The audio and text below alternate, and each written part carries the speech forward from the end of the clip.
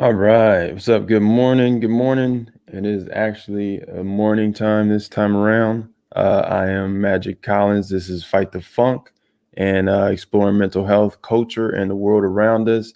And I'm a little banged up mentally this morning. After I feel like you never know when the tipping point happens when you feel like and my voice is all like um but I feel there's a sadness, but there's also a joy in oh man, I'm all like nasally and stuff, so it's gonna be weird to hear how I sound on the playback on this. I shouldn't. How do you okay, let me just start. So this piece is letting yourself mourn, because I don't think we know what the tipping points are when you find yourself in that place. Like last night, I read so context. I got a text that one of a person that was part of the Black male man of honor that we formed when I was in Chico State passed away, and I was just like everything that last year has been everything about civil rights, all the researching, um, everybody that's lost, and this ain't I'm not still choked up, but I'm just this is my whatever. Okay, but it just took me to it was just like, all right, it's time. My body was like, yo, it's time to mourn, and just so so I got me an ugly cry, got that ugly cry out, um, and embraced it and let it in, and I feel like that's important. It's like you can't tell other people to mourn and then not do it yourself.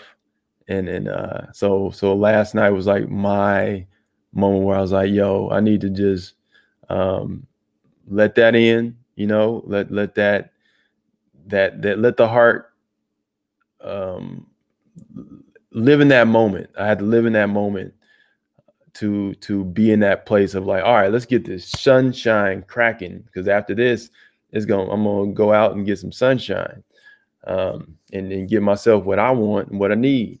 So this is not professional. I don't know what professional is, but this is not professional. The all these the the belching, the man. But I'm drinking tea. So on the top of the morning, I think with Doctor P, he was a black male intellect in Chico State at a time where it was like 1.7% black. So it's like so when you have kids that are either from small towns that happen to be black and are they're from the inner city and they go to these college towns and they're struggling with they're having an identity crisis. It's like a breath of fresh air to have a black male who has a range of experiences and who's from the streets, who's from black culture. It helps to really be able to talk to somebody. So like to hear that he passed away, it was just like it was just a combination of this year of just my own experiences at Chico State, and just the experiences of a collective black experience, and then and everything like that kind of wisdom brought.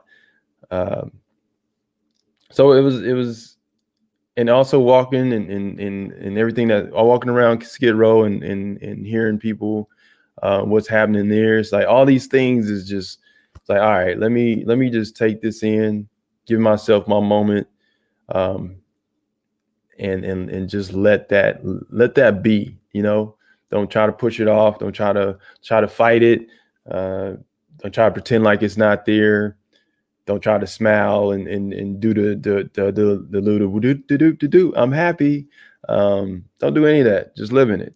And I feel like that's where people are uncomfortable with that, where it's like if you're with somebody who needs to mourn or they're in that place, like you don't need to make them feel like they got to be happy, because they will get there. It's like I think what makes having a pet so powerful is that the pet is all right. Like the pet doesn't feel like it's forced to speak because it can't speak, so it's comfortable. So its presence is enough. And I feel like if you are uncomfortable around somebody who's mourning and you don't know what to say, you don't have to say anything. Like your presence is enough. And I feel like those are lessons that people can learn while we continue to work our way through this pandemic. Is if you find yourself with somebody that's mourning, don't put pressure on yourself to have to say the right words or the perfect words. Just be in their presence.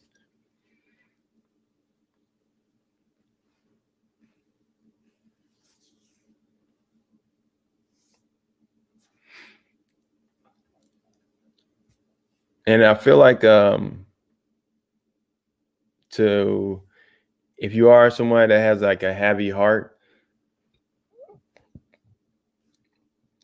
I think it's important to ask yourself what you need, man. Like I'm old enough where it's like I know the things I need. Like I know I need to reach for the water rather than the blunt.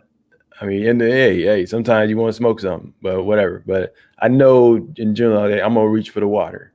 I'm gonna go out and walk. I'm gonna get my sunshine. Like that sun, man.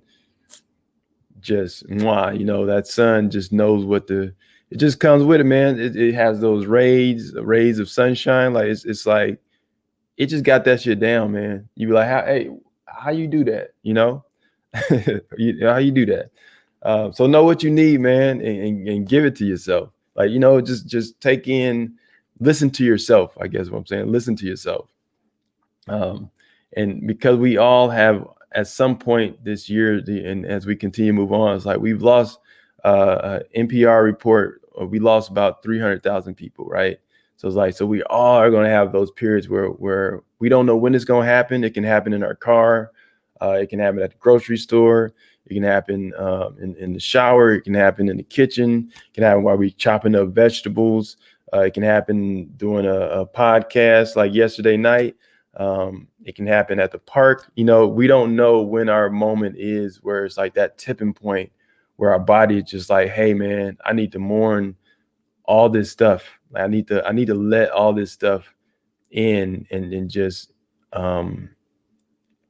live in it, and then let it pass through you, so you can get to the healthy place. Like I believe it's that it's kind of a flushing out of emotions, whereas like if you leave it up there and you won't let yourself have that moment, and it's like that's when it starts getting unhealthy and toxic, because it makes you it tightens you up because you're holding that stuff in. And it's like the moment you just let it out, and it's just like, yeah, man, fine. Man, I just had to just ugly. I had to do the ugly cry, I had to breathe, or I had to just laugh. And like that stuff is so healthy, man. It's so healthy. And it helps the heart health, man, to release that tension, to release the tension in the heart, because we have heart disease is such a huge problem. I mean, I won't make everything a huge problem. I don't want to be like breaking news, but heart disease is if we learn how to release our tension, then it helps us enjoy our life, and it helps us with those tense moments. When there's tension building up in our heart, the more we can just let ourselves like cry, man, let ourselves laugh, let ourselves breathe. It's like that allows our heart to just be like, yo, thank you for that, man. Thank your heart dapping you up right now,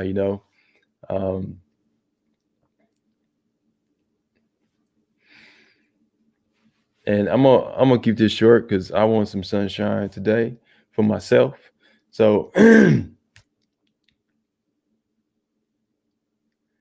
I think this is I'm gonna one of my favorite people of all time. I'm gonna in closing, I'm gonna say like the two things to take from this little this short episode is listen to yourself and what you need, and sitting. And if you with somebody who is mourning, don't feel like you gotta do stuff. Don't I gotta make you happy. I gotta bring you. I gotta do. It's like you don't have to do any of that. Like your presence is the gift. Your presence is enough. Like you sitting and being in the space with that person, are you sitting and being in the space, that virtual space with that person, you sitting in socially distanced for now at a park with that person. It's your presence is the thing. It's not the words that you have to make yourself say, and looking for the perfect words to move them or to get them out of that dark place, because it's not it's healthy to mourn. So sitting and being with a loved one without forcing words. Like think of, and if you're trying to think of think of it as the pets that we all love, where they're just there and they provide so much by just their presence. Human beings have that same effect. So allow yourself to be that human being where just let your presence be the medicine. And I'm gonna close this out with,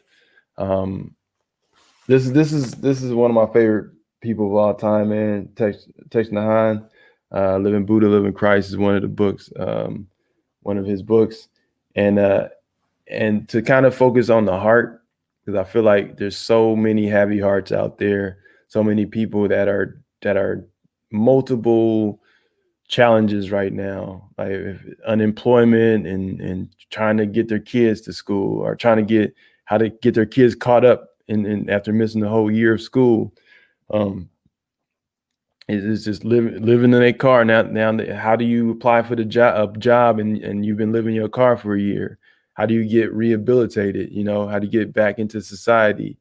Or maybe you don't want to go back in society, but you got it. But something has to change. It's like all these. We got so many conflicting and so many multiple challenges that we're all facing right now.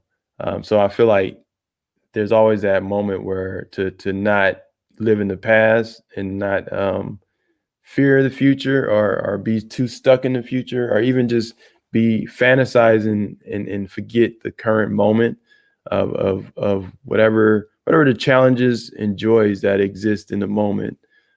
It's important to remind yourself of that, and then so with that, there's a part of this.